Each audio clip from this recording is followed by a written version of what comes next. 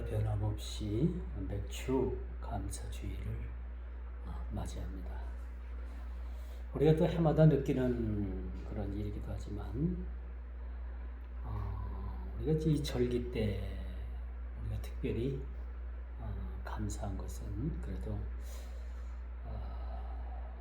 우리가 감사를 잊었던 그러한 마음들을 다시 한번 감사할 수 있는 그런 생활, 또 다시 한번 주님에 대한 감사의 그런 회복의 기회가 되어진다는 데에서는 상당히 소중한 일이라고 말씀드릴 수가 있어요. 왜 그러냐면 우리가 항상 감사한다고 하면서도 우리가 감사를 잊고 살 때가 사실은 너무나도 많이 있죠. 그렇죠? 감사하는 마음, 우리가 물질을 드리고 봉사를 하고 헌신을 하고 그런 표면적으로 그렇게 나타나는 그런 것도 중요하지만은 무엇보다도 우리가 항상 감사하는 마음이 우리 마음속에 내재되어 있는가, 감사하는 마음이 우리 삶에 우리 생활을 지배하고 있는가 라는 것을 우리가 항상 확인해 볼 필요가 있다라고 이렇게 말씀드릴 수가 있어요. 지난주에 장마가 끝나고 불볕더위가 시작됐다라고 제가 강단에서 말씀을 드렸는데 그 말하기가 무섭게 그 다음 날부터 폭우가 쏟아지고, 그렇죠? 엄청난 그런 비를 뿌렸습니다. 일부 많은 사람들이 장마는 끝났다, 이제 그렇게 말들을 많이 했는데 갑자기 장마전선이 그렇게 형성이 되면서 예상치 못했던 그런 많은 비를 우리가 지난 한 주간에 그렇게 맞을 수밖에 없었습니다. 일부 지역에서는 많은 피해가 있었다고 합니다만은 참 이 장마로 인해 가지고 또 장마가 주는 유익은 뭐냐면 그동안에 저수지에 많이 빠졌던 물들이 채워지고 그동안에 좀 가물었다고 해요. 날 좀 가물었는데 어느 정도 뿐만 아니라 많이 해갈이 된 것 같아요.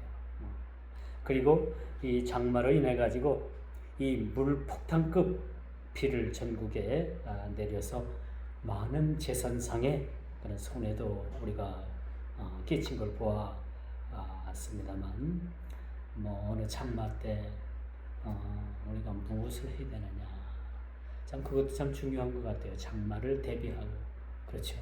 주위에 축대나 여러분 사는 집을 한번 쭉 둘러보는 것도 사실 지혜롭다. 우리 집은 공동주택이고 아파트고 해서 상관없다고 하지만은 그래도 한번 주위를 둘러보는 것도 우리가 살아가는 하나의 지혜라고 볼 수가 있어요.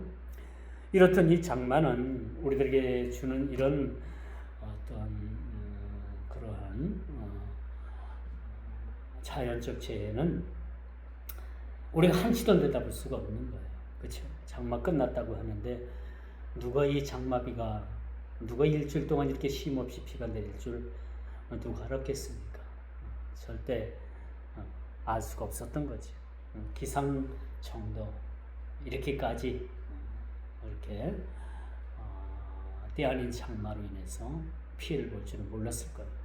기상대에서 얼마 전에 장마는 이제 끝났습니다, 물러갔습니다, 이렇게 발표를 한 것을 볼 때는 사람이 하는 일은 또 우리가 사는 삶에 있어서 되어지는 일들은 한 치 앞도 우리가 내다볼 수 없다라는 그런 말씀을 사실은 드릴 수밖에 없는 거죠.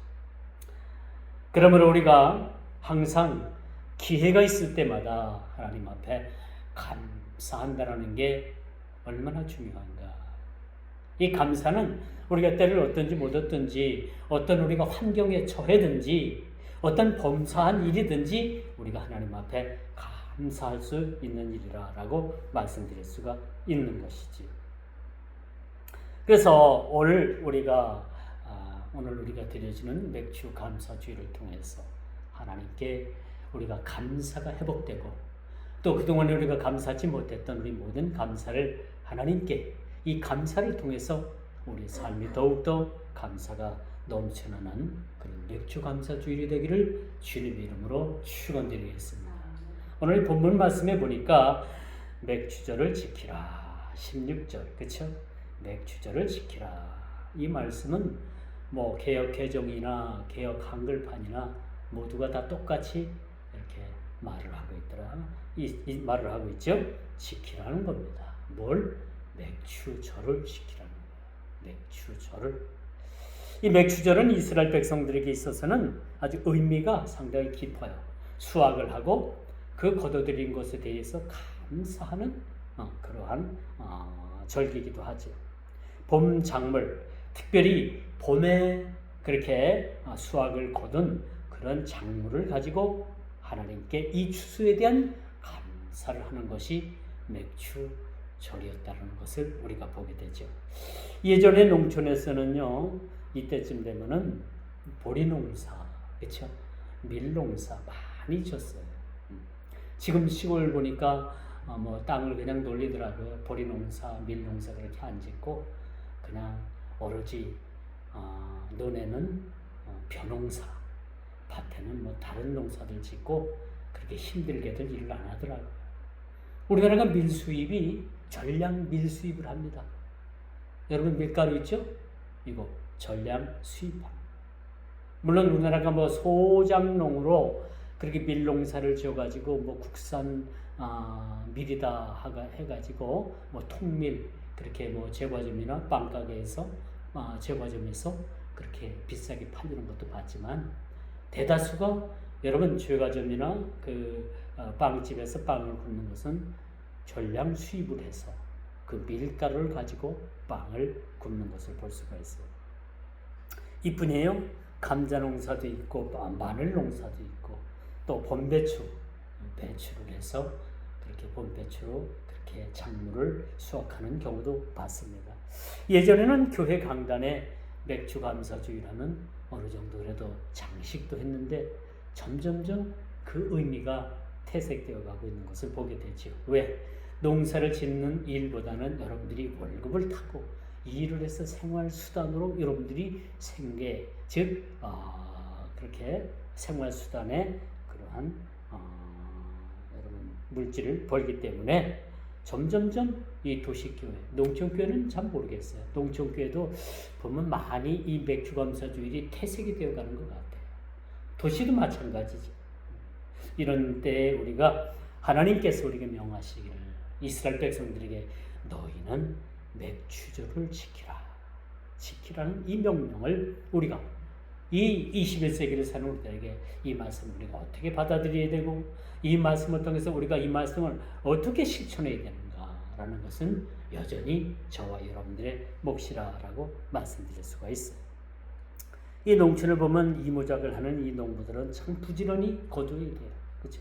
장마가 오기 전에 감자 또 밀, 보리 또 여러분 여러 가지 작물을 빨리 거둬들이고 나서 그 장맛비로 그 논에 물을 대서 모내기를 하는 거예요. 모내기를 하는 거예요. 이모작을 하는 그러한 농촌에서는 매우 바빠요. 엄청 바쁜 때가 아마 이모작을 하는 그런 분들이라고 말씀드릴 수가 있습니다. 예전에 저희 그 부모님들도 이모작을 했어요. 이모작을 하고 거기에 뭘 심느냐 하면은 모내기를 했던 거예요. 감자도 캐내고 또 거기에서 마늘도 캐내고 얼른 부지런히 캐내야 돼요. 마늘도 부지런히 캐내지 못하면 이 장마 때 캐낸 마늘은 썩습니다. 저는 그런 걸 알아요. 여러분 장마 때 미처 수확하지 못한 감자들이 여러분 그 장맛비에 물 위에 둥둥둥둥 뜨는 걸 저는 봤어요. 어릴 때 그런 걸 보면서 컸어요. 그러면 그것을 둥둥 뜨는 마늘 감자 같은 것을 다 갖다 골라다가 조금 시원찮은 거 그런 건 이렇게 한 군데 모아가지고 큰 동이에 그걸 물을 붓고서 그걸 썩힙니다. 썩히죠. 썩히면 아주 그 썩는 냄새가, 부패되는 냄새가 썩 좋진 않아요. 이게 시골 풍경이었어요. 이걸 다 썩히고 나고 이제 자꾸 물을 갈아주면 밑에 그 감자 전분이 되는 가루가 밑에 다 가라앉고 위에는 물만 뜨죠. 그럼 물을 또 따로 내고 걷다가 물을 한가득 담아놓으면 또 전분이 계속해서 이렇게 발효가 되면서 전분가루가 되는 거예요. 이 전분, 감자 전분으로 뭘 만드느냐? 감자떡을 만들어요. 감자떡 아세요, 여러분? 요즘은 시중에는 별로 없고 고속도로 휴게소 같은 데 가면 감자떡을 팔더라고요. 감자떡. 감자떡을 뭘로 만드냐? 이 썩은 감자 전분으로 만들게 되는 거예요. 물론 생감자로 만들 수도 있어요. 그런데 옛날 분들은 좋은 감자는 그냥 식용으로 쓰고 이 조금 썩은 감자들은 막아가지고 버리기가 아까우니까 그걸 가지고 전분가루를 그렇게 만들었다는 겁니다. 이런 고향의 맛이 있었어요. 근데 지금은 어때요? 그것이 아득한 그냥 아련히 눈을 감으면 떠오르는 그러한 고향의 추억이라는 겁니다. 여러분 각자 고향들이 다 있죠. 눈을 감으면 고향이 아련하게 초가집 지붕 위에 박넝쿨로 인해서 박이 그렇게 주렁주렁 달렸고 그 군부를 떼게 되면 그 연통 사이로 그 연기가 피어오르잖아요. 우리가 학교 갈 쯤 되면은 등교할 쯤 되면은 여러분 그 농촌에서 아침에 그 불을 떼가지고 연기가 그 자욱하게 하늘로 올라가는 그런 모습들을 여러분 봤을 겁니다. 이게 고향 얘기도 해요. 자, 이제 우리 먹는 얘기, 고향 얘기는 그만하고 오늘 맥주 감사주의를 통해서 우리 성도들이 되새겨야 될 일들, 우리가 맥주 감사주의를 맞이하여서 하나님께서 이 정해 주신 이 절기를 어떻게 우리가 지켜야 되는가라는 것에 대해서 한번 말씀드려 볼게요. 이 정해진 이 절기는 구약의 이스라엘 백성들뿐만 아니라, 그렇죠? 오늘을 사는 저와 여러분들에게도 왜 이 맥주절을 지키라고 했는가?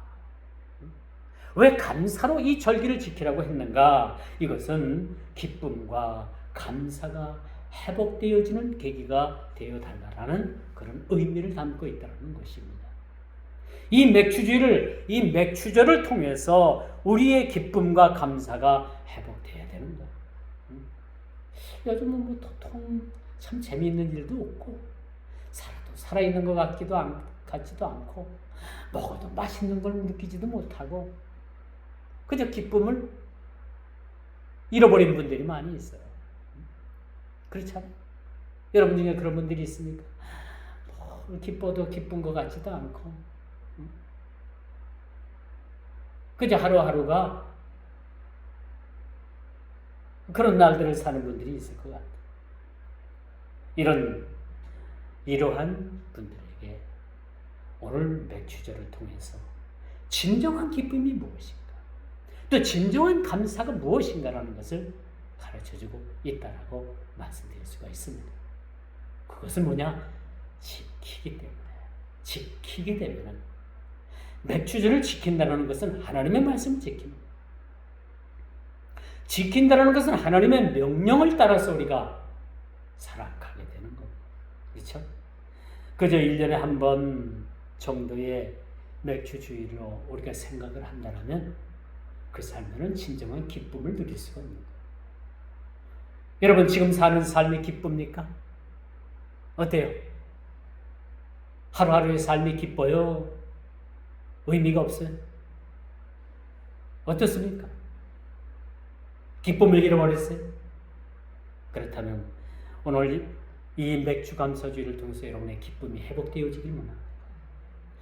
여러분 감사를 잃어버렸다면 오늘 이 주의를 통해서 여러분들이 감사가 회복되기를 주의 이름으로 축원드리겠습니다. 그저 우리가 1년에 한 번 지키는 절기라고 생각하면 아무런 의미가 없어요.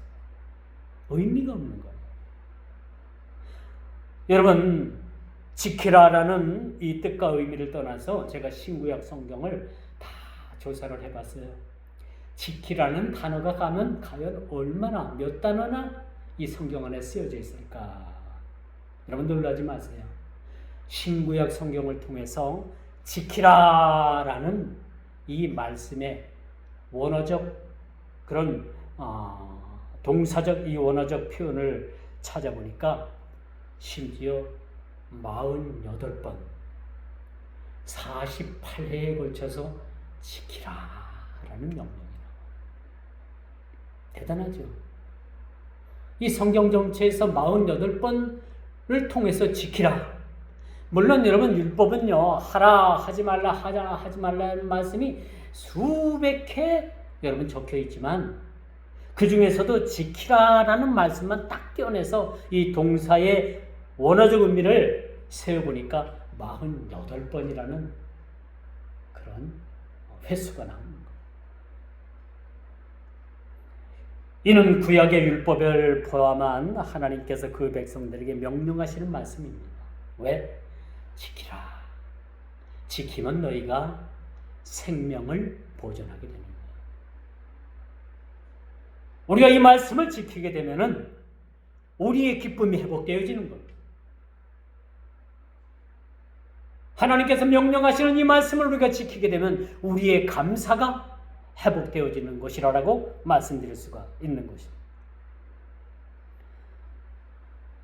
오늘 우리에게 주어지는 이 지키라는 이 말씀은 지켜도 되고 아니 지켜도 되는 그런 차원의 문제가 아니에요. 반드시 지키라는 겁니다. 지켜도 되고 아니 지켜도 되는 그런 문제가 아니라는 거죠. 반드시 지키라는 겁니다. 반드시. 목숨 걸고 지켜내라는 겁니다. 지킨다는 건 뭐예요? 우리가 국가 영토를 지키기 위해서는 우리가 목숨 걸고 나라 민족을 지켜야 되는 거예요. 그게 전쟁도 불사하는 겁니다. 우리가 6.25 전쟁 때 1950년 6월 25일 발발한 그 북한으로부터 남침이 있었던 그날 우리가 이 나라를 지켜내기 위해서 우리 힘으로 안 되니까 UN 16개국이 동참을 해서 이 나라를 지켰습니다. 오늘날 이 나라 이 민족이 민주주의를 꼽힐 수 있었던 것은 우리 힘으로 되지 않았어요. 유엔이라는 16개국이 있었고 그 위에는 하나님께서 이 나라를 보호하신 일이 있었기 때문에 그나마 이 나라가 지탱되고 있는 사실입니다. 요즘 이 나라가 다시 한번 위기 가운데 있다고 하잖아요. 우리 주위를 둘러보십시오. 우리 주위는 강대국들에 둘러싸여 있습니다. 이 강대국들은 어떻게 하면 호시탐탐 이 한반도를 그들 손아귀에 넣을까?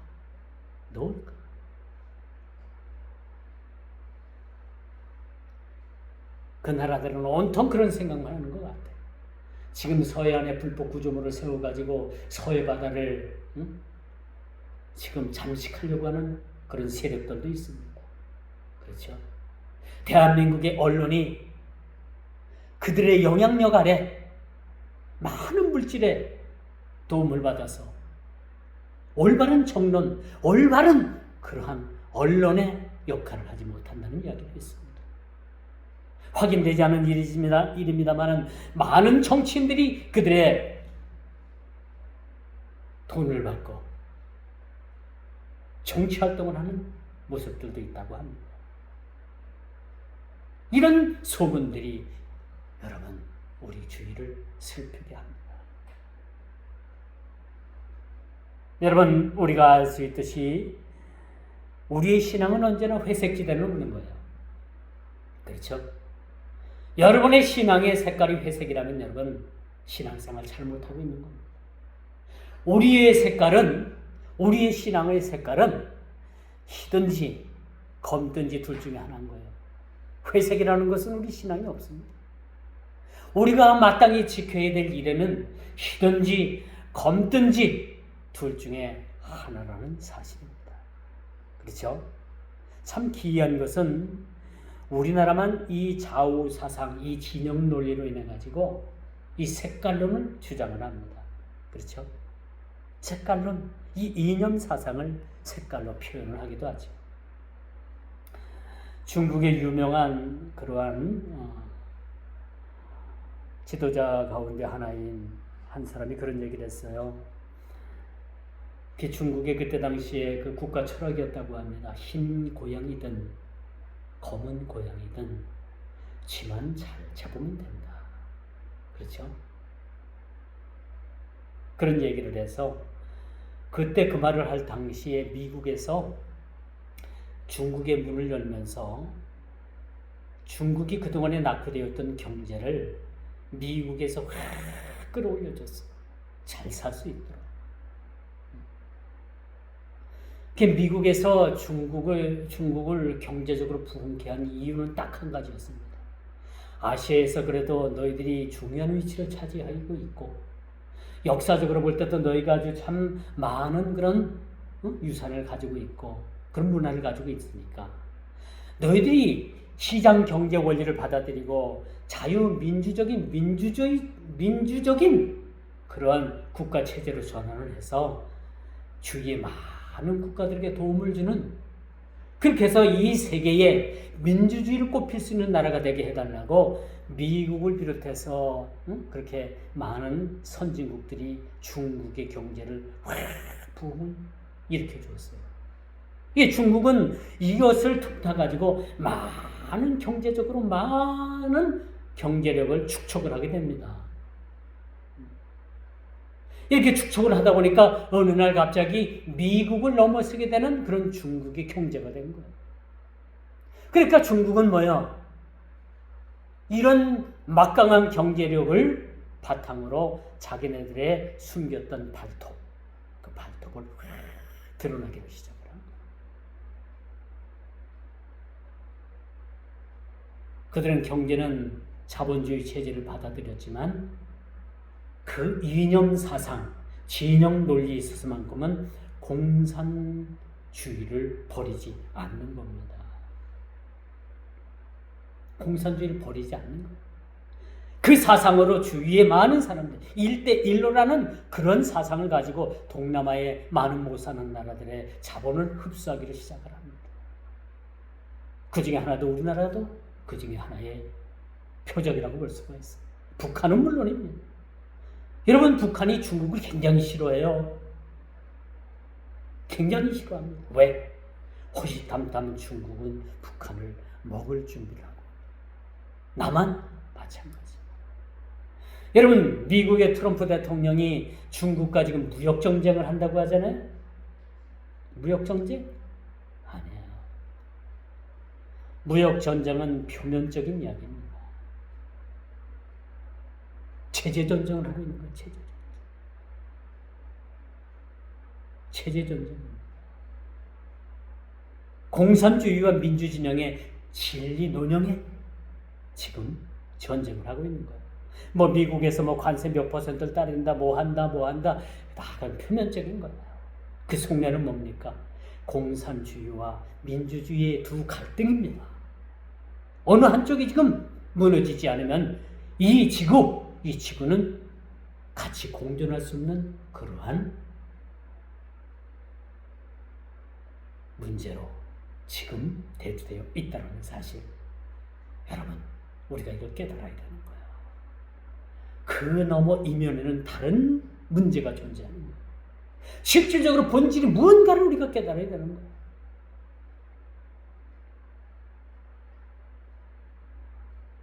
두 번째입니다. 첫 열매를 거두듯이.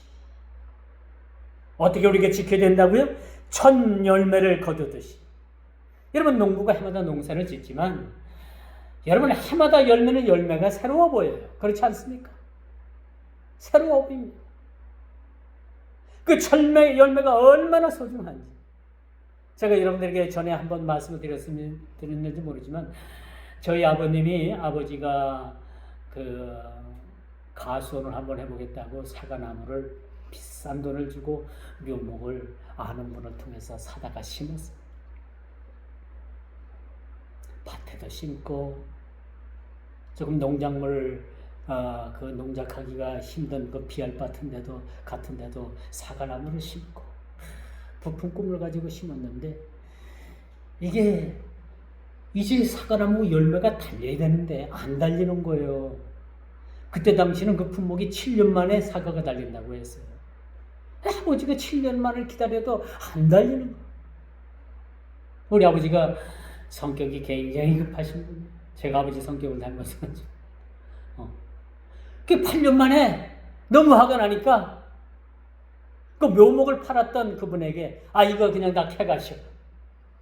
돈 안 받고 돈 안 줘도 되니까 다 캐가시오. 어느 정도 자랐던 이 나무들을 그분들은 어디서 좋다고 뭐 장비를 대가지고 다 캐갔어요. 다 캐다가 그분들 그 빈 공간 밭에다가 그 사과나무를 심었는데 그 심은 그 다음 해에 사과가 얼마나 많이 달렸는지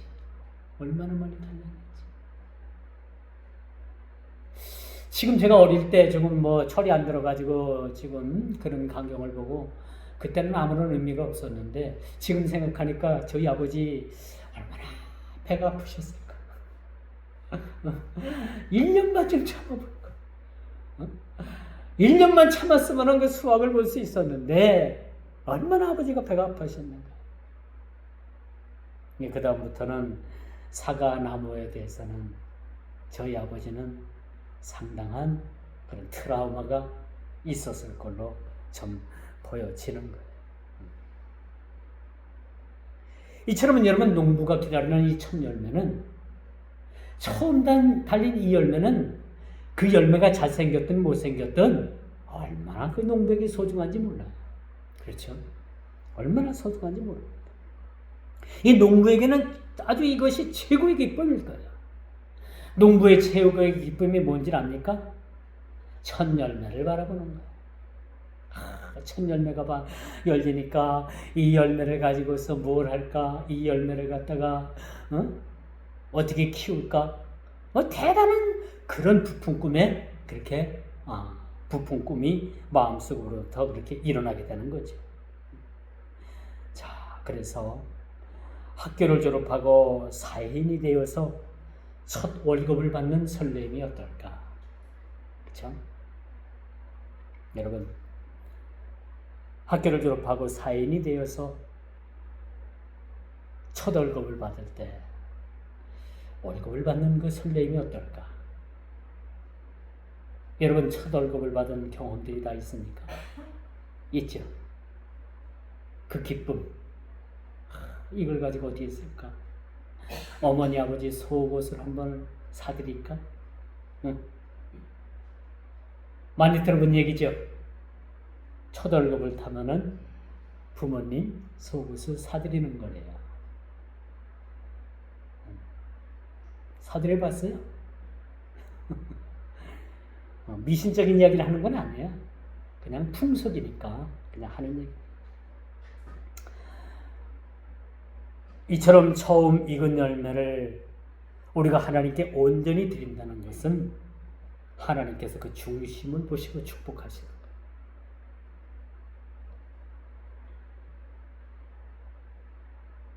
첫 열매를 거두게 하고 밭에 뿌린 이 씨앗을 통해서 이 첫 열매를 거두게 하시고 이 첫 열매를 가지고 하나님께 영광 돌리는 그런 지킴으로써 하나님께 영광 돌린다는 것은 참 하나님께서 그 중심을 보신다라고 말씀드릴 수가 있습니다.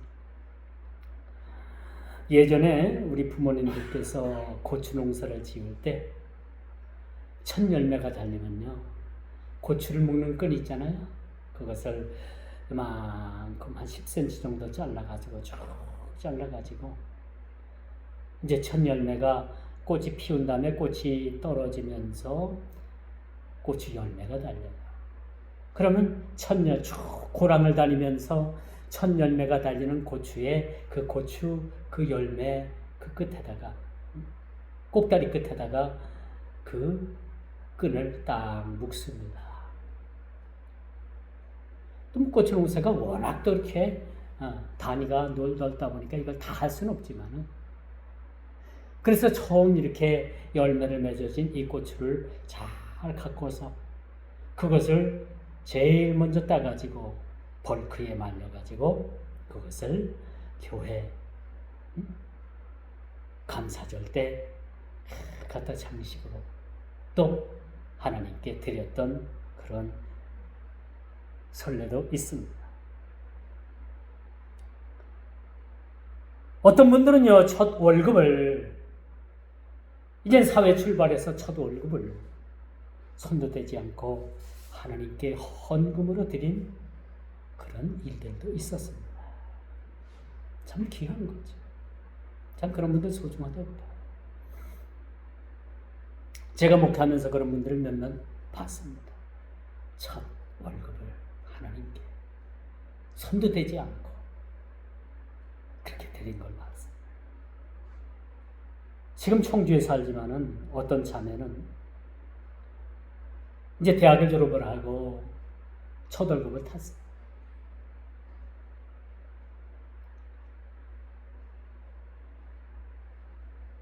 그 첫 월급을 모두 몽땅 다 교회에 갖다 헌금으로 드렸어요. 첫 열매 월급 헌금으로. 근데 이 자매가 이제 그 시골에 와가지고 부모님 시골에 왔다가 돌아가야 되는데, 청주로 와야 되는데 차비가 없어요.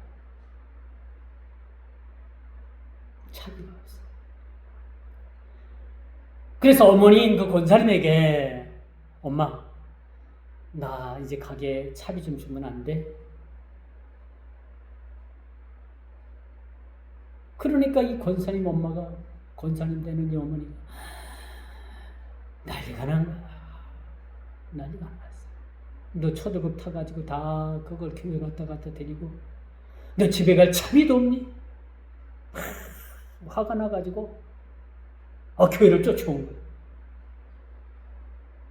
근데 요는 제가 섬기던, 제가 목회던 교회 갔다가 그걸 드렸으면은 참 저도, 아유, 권사님, 저도 면목이 없을 텐데, 청주에 섬기는 교회 갖다 드렸는데, 이 권사님이 와가지고, 우리 딸내미가 이렇게 해가지고, 이렇게 교회 갖다 다 이 초월급을 바쳐가지고 나한테 차비 달랜다고. 목사님 이럴 수가 있냐고. 목사님 이럴 수가 있냐고.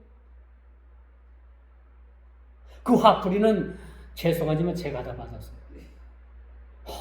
참 기분이.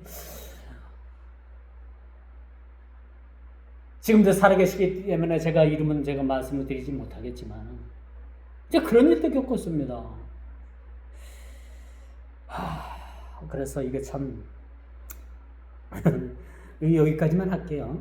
그래서 참 요즘 교회에 일천번제라는 게 있어요. 우리 교회는 제가 일천번제 강조도 않고 말도 안 꺼냅니다. 일천번제 번제 해가지고 매일마다 헌금 그런 봉투에 얼마씩 계속 1,000번을 드리는 그런 일이 있습니다. 저는 이게 성경적이다 아니다 이야기하기 쉽지도 않아요. 이렇게 이것도 얻는 갑론을박으로 또 얻는 사람들 얘기도 듣기 쉽지도 않아요. 이게 성경적이다 아니다라는 이야기 또한 듣고 싶지도 않습니다. 그런데 그들 마음이 좀 중요하다고 생각하지 않아요? 하나님은 얼마나 사랑하면은 내가 매일매일 일정 금액을 하나님 재단에 1번 헌금 봉투에 써요. 드립니다. 다음날 2번 번호를 매기고 그 다음날도 헌금이 돼요. 이거를 1,000번 한다는 거예요. 그 마음가짐이 중요하지 않아요? 그 결심이 중요하다고 생각하지 않습니까? 이게 성경적이다 아니다를 떠나가지고 하나님께서 그 마음 중심을 보십니다.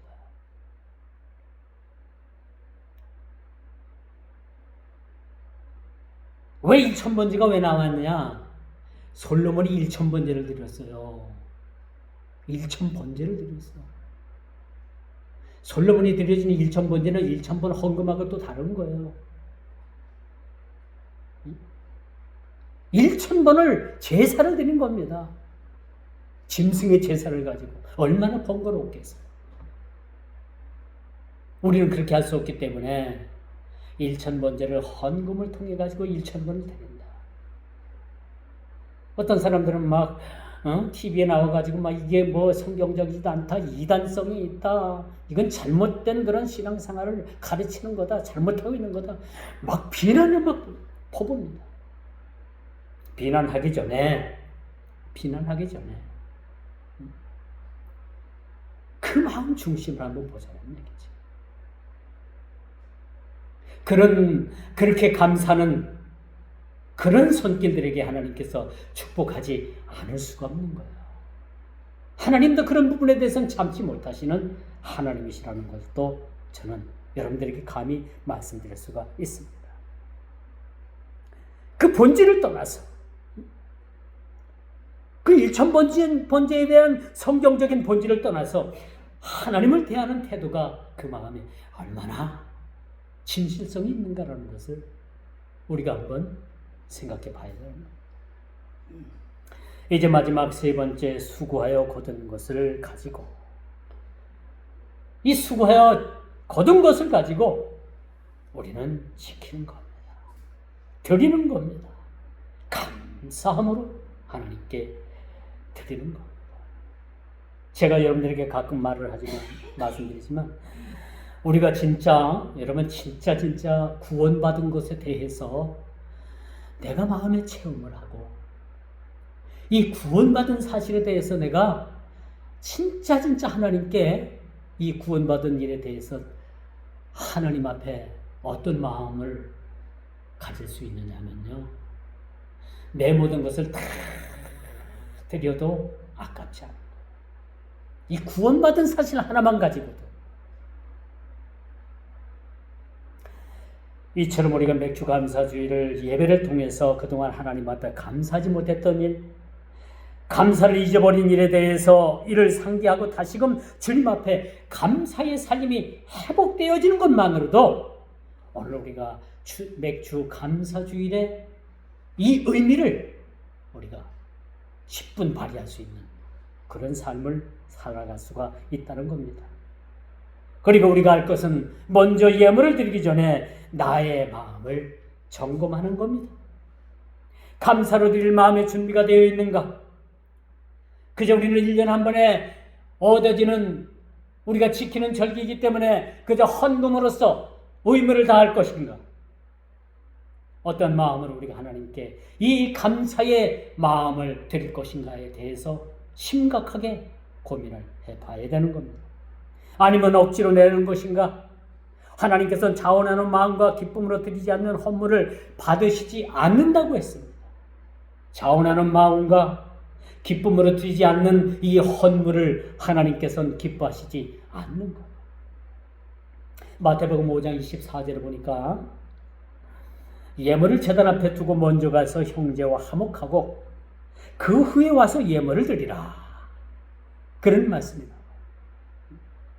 하나님께 드려지는 이 예물의 가치나 중요성을 이야기하기보다는 먼저 예물을 드리기 전에 형제와 화목하는 것이 중요하다라는 말씀을 그렇게 주고 있어요.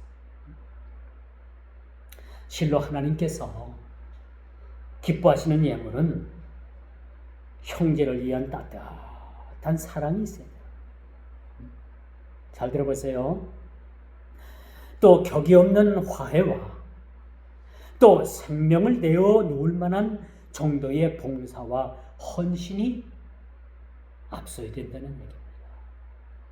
우리가 예물을 드리기 전에 형제의 따뜻한 사랑을 나누는 것, 격이 없는 화해를 하는 것, 생명을 내어 놓을 정도의 봉사와 헌신의 삶, 이것이 선행되어야 된다는 거예요.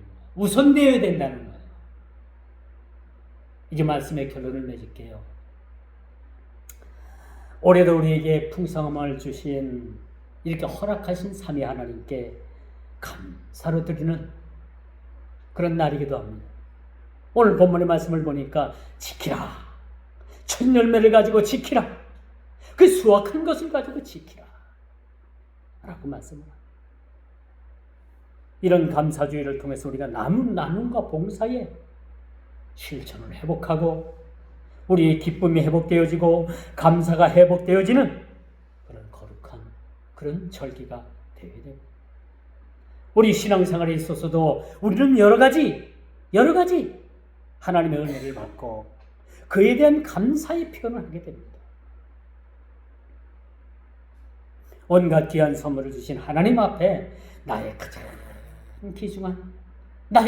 귀중한 마리아가 예수님의 장례를 위해서 그 옥합 돌로 만들어진 그 옥합향을 완전히 깨트려 가지고 예수님 머리 위에 기름 발라 드린 것처럼 한 나드향 그 옥합향을 깨트려 주님께 드릴 수 있는, 이는 여러분 인생의 최고의 가치를 마리아는 예수님께 베푼 거예요. 예수님께 베푼 거예요. 무엇이 옳고 무엇이 그름을 논하기 전에 하나님 앞에 감사의 신앙이 나에게 결여되어 있다면 이것은 옳지 않은 것이라는 것을 깨닫는 것. 무엇이 나로 인해 가지고 나를 감사로부터 막고 있는가라는 것을 여러분 찾아보시기 바랍니다. 발견했다면 여러분 그것을 고쳐 나가는 감사주일이 되어야 되는 거예요. 이것이 진정한 맥주주일의 감사주일이라는 사실을 여러분 깊이 깨닫는 저와 여러분 모두가 다 되기를 주님의 이름으로 축원하면서 말씀을 맺도록 하겠습니다. 기도합니다. 감사가 교류된 삶에서 우리를 회복시켜 주시고 감사할 수 없는 조건과 환경 속에서도 감사할 수 있는 그런 귀한 계기가 되는 맥주 감사주일이 되어줄 수 있도록 주께서 은혜 베풀어 주옵소서. 예수님의 이름으로 간절히 기도 드리옵나이다. 아멘.